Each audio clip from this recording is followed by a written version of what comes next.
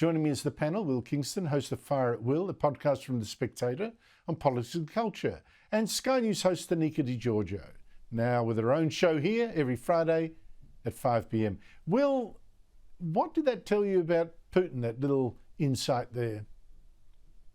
Well, the big scoop, Andrew, was that apparently he has a $400 Australian-made blender in his kitchen. I'm a bit concerned that we're providing the essential vitamins and nutrients to a dictator, but I guess that's globalization for you. Look, in terms of the video itself, not much. It was propaganda. With Putin, you never know what is reality and what is fiction.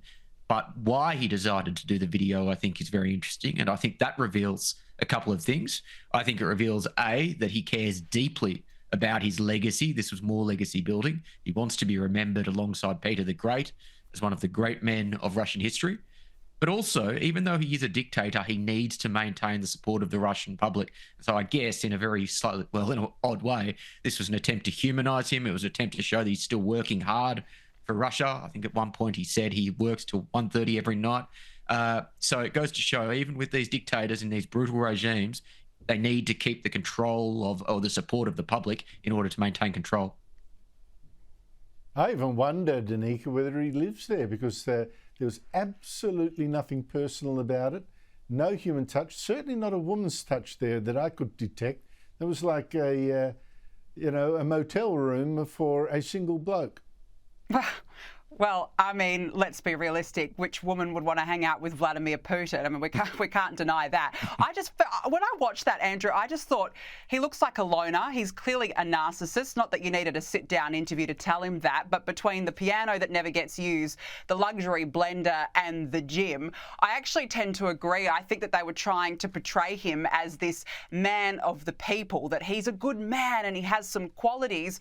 But the apartment looked cold. It looked white. It looked stony. It just looked really awful, to be honest. And really, it's just another vanity project for Vladimir Putin. Meanwhile, you've got innocent lives being slaughtered during his ongoing war in Ukraine. It was just another narcissistic project from this dictator. Will, the election, there's so much to take out from that. Look, one consolation for Conservatives is that it looks like Greens Leader Adam Bandt could lose his seat. A 4% swing against him on primary votes. Green supporter Abby Chatfield, she's hysterical. Have a look. If Adam Bandt loses, I didn't expect. The high is worn off, guys. The high is worn off. The joy is worn off. Now I want to cry out of sadness. Cool. Are you crying a tear or cracking a champagne, Will? I'm certainly not shedding a tear. Can I detour to Abby Chatfield, please, Andrew? Because that's not even the most loony clip I've seen from her in the wake of the election.